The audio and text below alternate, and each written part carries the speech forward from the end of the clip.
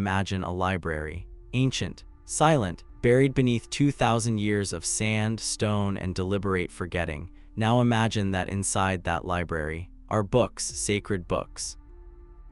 Books that were once read aloud in candlelit rooms, copied by trembling hands, hidden in clay jars, smuggled across deserts, and then banned, erased, forbidden. What if I told you those books have been found?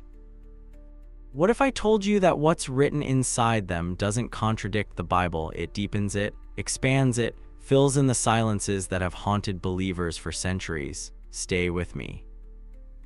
Because number 4 on this list contains a description of heaven so detailed, so overwhelming, that the early church fathers debated whether any human being should be allowed to read it.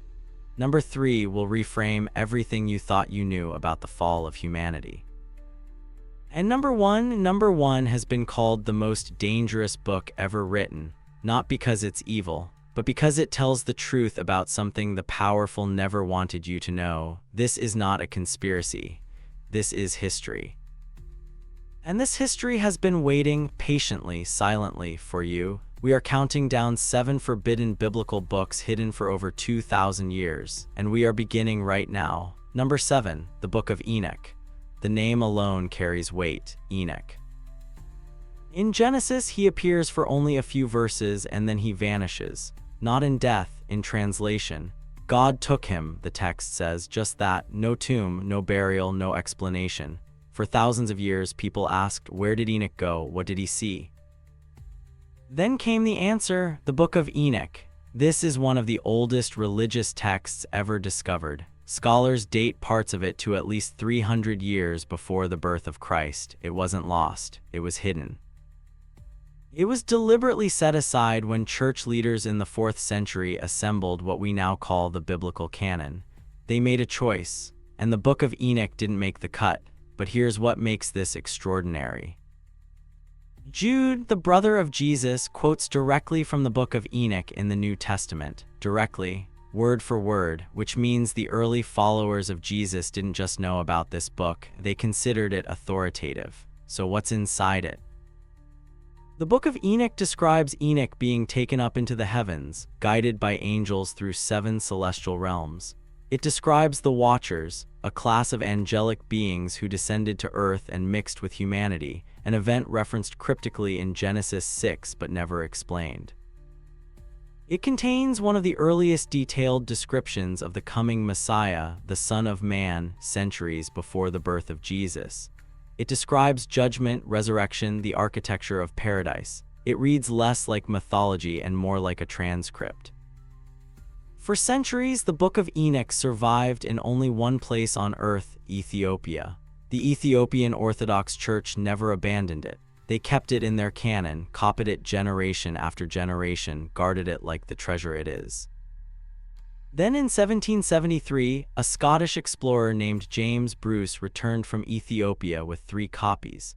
The Western world heard Enoch's voice again for the first time in over 1,000 years. And the question that echoed through every scholar's study was the same one you're probably asking right now.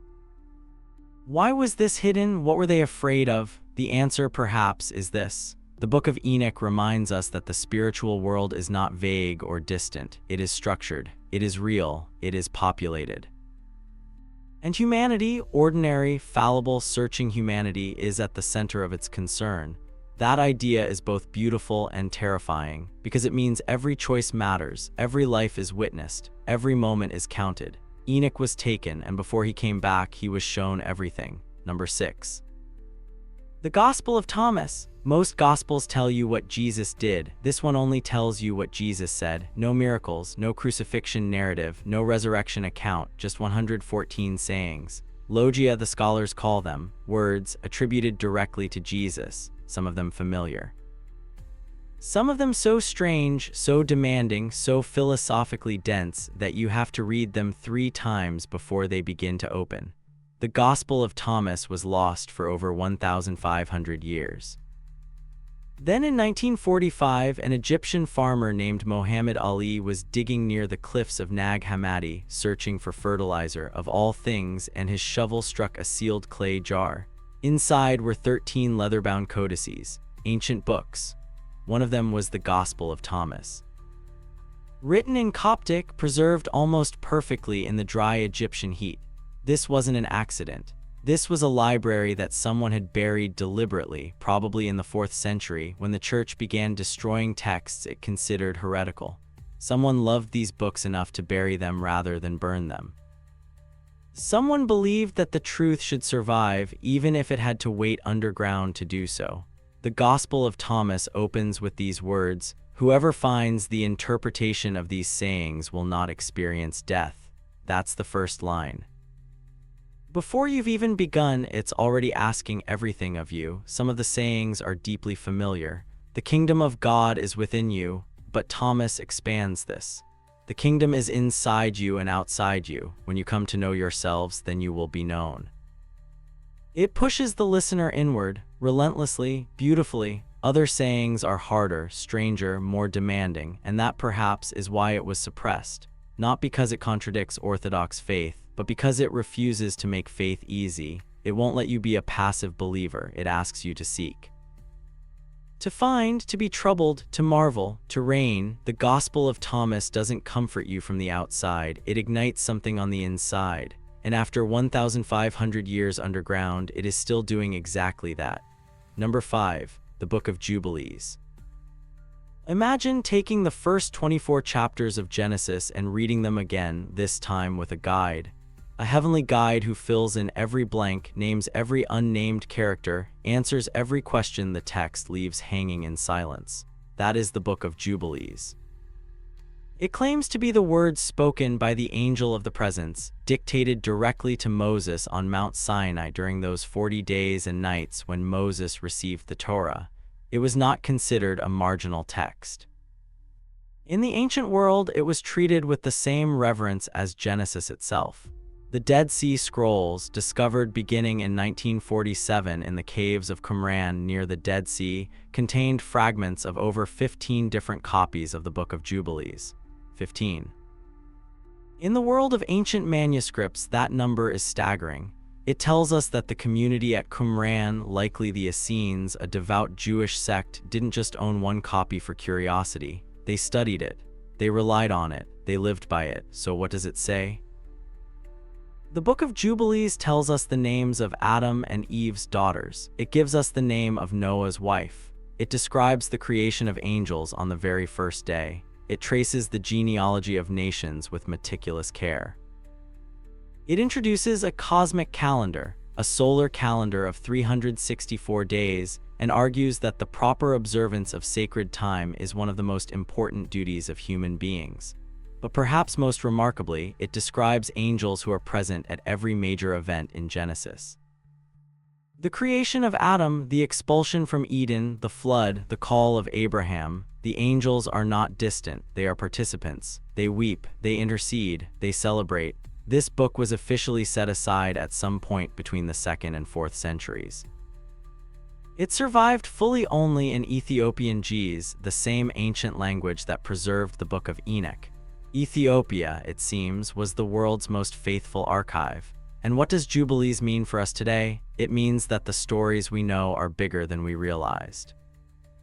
The spaces between the verses, the silences, are not empty. They are full of names, full of angels, full of meaning that was spoken once, written down, and then carefully hidden from ordinary eyes. Until now. Number 4. The Book of 2 Enoch, The Secrets of Enoch. We already met Enoch, but there is a second book, and it goes further, much further. Where the first book of Enoch describes Enoch's vision of heaven in broad, sweeping strokes, 2 Enoch is architectural. It is a blueprint. A guided tour through 7 heavens, each one more overwhelming than the last, described with a specificity that has left scholars both amazed and deeply unsettled. The first heaven, Enoch is told, contains the angels who govern the weather, the stars, the clouds. The second heaven is a prison for fallen angels, beings who weep without stopping, whose faces are dark with grief. The third heaven contains paradise, not just a garden, but a living, breathing, fragrant realm of overwhelming beauty with the tree of life at its center, surrounded by 300 radiant angels who never sleep and never stop singing. And then it gets stranger. Higher.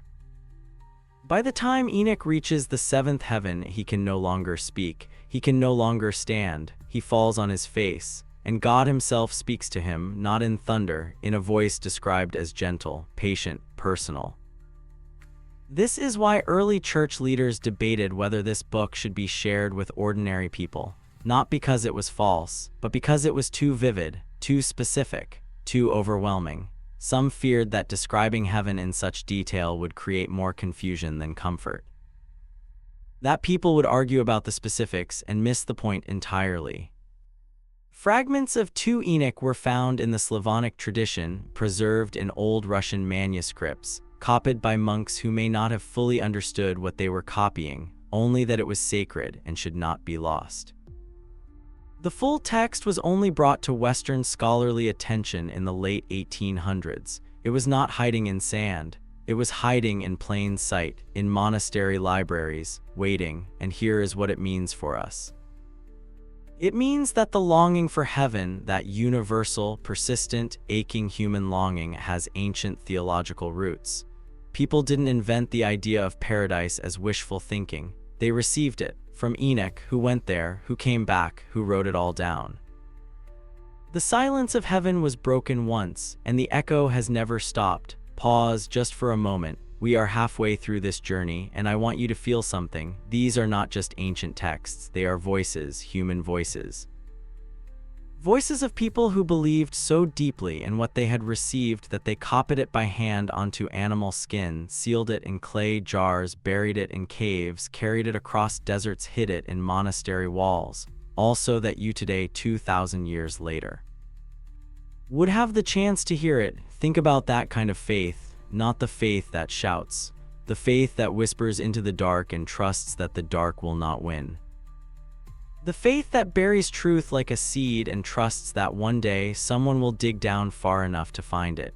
Every one of these books is a seed that waited, every single one, and we are still finding them. Number 3, the Gospel of Philip.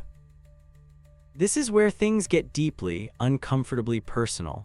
Also discovered at Nag Hammadi in 1945, the Gospel of Philip is not a gospel in the traditional narrative sense. It is a collection of reflections, theological meditations, teachings on the sacraments, on light, on knowledge, on love. And it contains one of the most debated passages in all of ancient Christian literature. The text describes Mary Magdalene as the companion of Jesus. The Greek word used is koinonos, and says that Jesus loved her more than all the other disciples. The manuscript is damaged at a crucial point, and what exactly Jesus did, whether he kissed her on the cheek, the hand, the forehead, the parchment is torn and unreadable. Centuries of damage, or perhaps deliberate erasure, have left a gap that imagination has filled in 1,000 different ways. But here is what scholarship has established beyond dispute. In the ancient Gnostic Christian world, Mary Magdalene was not a footnote, she was central. She was considered by some communities to be the apostle to the apostles, the one who understood what others had not yet grasped, the one to whom the risen Christ appeared first. The Gospel of Philip also contains remarkable teachings on the nature of truth and illusion. It says that the world is a mirror and that most people see only the mirror, not what it reflects. It speaks of light not as a metaphor but as a substance, the essential nature of the divine, penetrating everything, transforming everything it enters. It was dangerous to those in power not because of its claims about Mary, but because of what it implied about access to the divine. If truth is available to anyone who sincerely seeks it, if the Spirit does not belong exclusively to any hierarchy, then the hierarchy loses its monopoly. And institutions built on monopoly cannot afford that conversation. The Gospel of Philip was buried, but it remembered everything.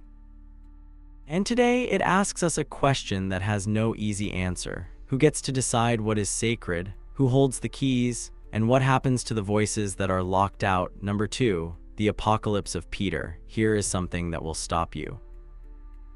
In the 2nd century, the Apocalypse of Peter was read aloud in churches. Regularly, publicly. Some early Christian communities considered it scripture, canonical, authoritative, holy. It was quoted by respected theologians, it was copied and distributed, it was loved, and then it was banned. The Apocalypse of Peter describes a vision given to the Apostle Peter by the risen Christ. In it, Peter is taken on a tour of the afterlife, both paradise and a realm of punishment, with a vividness that would later echo in Dante's Inferno, composed over 1,000 years later. Scholars believe Dante may have drawn directly from traditions rooted in texts like this. But the reason it was ultimately suppressed is stunning. The Apocalypse of Peter suggests in careful, measured language that the punishments of the afterlife may not be permanent, that intercession is possible, that the mercy of God operates even in places of darkness, that the love of God in the end may not abandon even those who seem most lost. This is the teaching known as universal salvation or apokatastasis, the restoration of all things. It was championed by Origen, one of the greatest theologians of the early church. It was controversial. Eventually, it was condemned, and the texts associated with it, including the Apocalypse of Peter, were quietly set aside. A nearly complete version was discovered in 1886 in a monk's tomb in Egypt, hidden with him. As if he could not bear to part with it even in death, what it reveals is not heresy. It reveals an early Christian debate, passionate, earnest, unresolved, about the nature of divine love, about whether mercy has limits, about whether God's faithfulness to humanity can be exhausted. These were not fringe believers arguing in back alleys. These were bishops, scholars, saints, and they asked the same questions we ask today, lying awake at 3 in the morning, wondering if the people we have lost are truly lost. The Apocalypse of Peter looked into that darkness. And what it found, there was not only fire, it was also light. Number 1, the Book of the Giants. We have arrived, the most dangerous, the most hidden, the most extraordinary. The Book of the Giants, its existence was known only from a few ancient references. Scholars believed it had existed once. They believed it had been part of the same tradition as the Book of Enoch, but for nearly 2 millennia, no copy was known to survive. It was considered lost, truly, completely, permanently lost. Then came 1947, the Caves of Qumran. The Dead Sea Scrolls. Among the hundreds of fragments discovered in those desert caves, jars still sealed, texts still legible after 2,000 years of silence, were fragments of the Book of the Giants. Pieces of it, enough to reconstruct its outline, its narrative, its extraordinary claims. The Book of the Giants tells the story of the Nephilim, the mysterious beings described in Genesis 6 as the offspring of the sons of God and the daughters of men. Genesis mentions them in 2 sentences and then moves on, 2 sentences. For one of the most tantalizing mysteries in all of Scripture, the Book of the Giants doesn't move on, it stays. It names the Nephilim, it describes their size, their power, their violence. It follows them as they begin to dream terrible dreams, dreams that prophesy their coming destruction in the flood. They send messengers to the imprisoned watcher angels to ask what the dreams mean. The watchers from their prison confirm it. Judgment is coming. And nothing can stop it. The book is part historical record, part cosmic courtroom drama, part apocalyptic warning, but here is the deepest layer. The Book of the Giants describes a world that had forgotten its origin. Beings of enormous power, yes, but beings who had lost the thread that connected them to the divine. They dreamed of destruction because destruction was what they had sown. The cycle was not punishment imposed from outside, it was consequence arising from within. This text was found in a cave, sealed in darkness, waiting, not for scholars, not for archaeologists, for us, for this moment in history when humanity, with all its extraordinary power and all its devastating forgetfulness, needs to hear again what happens when the thread is lost. It was hidden for 2,000 years, and its message, when you strip away the giants and the angels and the ancient names, is devastating in its simplicity. Power without connection to the sacred destroys itself. Every time, we have reached the end of the countdown. But not the end of the conversation. 7 books. Buried, banned, forgotten, found, each one carrying a piece of something larger, something that couldn't be contained by any one tradition, any one council, any one century. Something that kept surviving in clay jars in monastery vaults in the hands of Ethiopian priests in the tombs of monks who could not let go. Why were these books hidden? Some were set aside by councils trying to create unity in a fractured world. Some threatened institutions that depended on controlled access to the divine. Some were simply too large, too strange, too demanding for ordinary pastoral use. None of them were suppressed because they were obviously false. They were suppressed because they were complicated, because they raised questions that had no clean answers. Because they pointed to a God who could not be fully managed or fully explained. And here is the truth that history keeps whispering across the centuries. You cannot bury the sacred permanently. You can delay it. You can seal it in a jar and lower it into a cave. You can tear it from the canon, you can burn every copy you find, but truth has a way of surviving, not by being invincible, by being patient. These books waited, in sand, in stone. In the careful, loving hands of people who knew that what they were carrying was too important to die with them.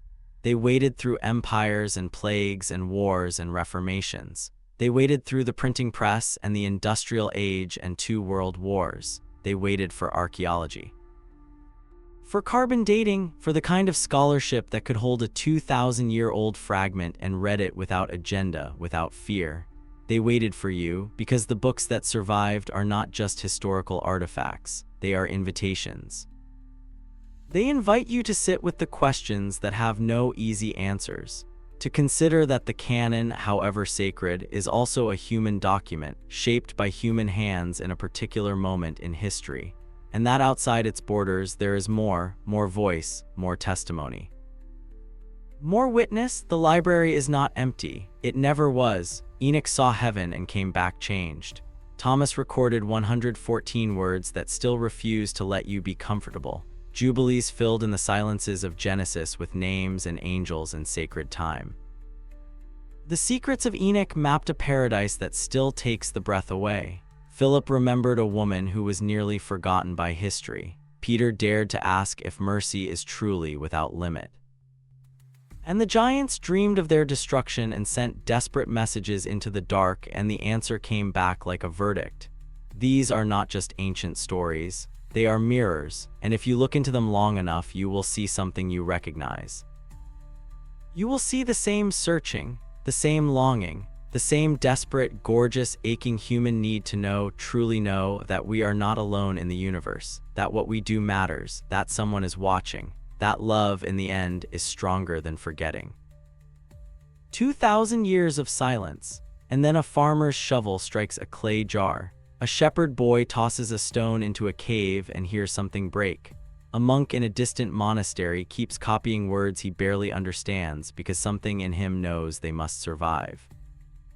The silence was broken again and again, in caves, in deserts, in the cold stone rooms of mountain monasteries. And now it is broken here with you in this moment. The books are open, the voices are speaking. What you do with what you have heard, that part is yours. That part has always been yours.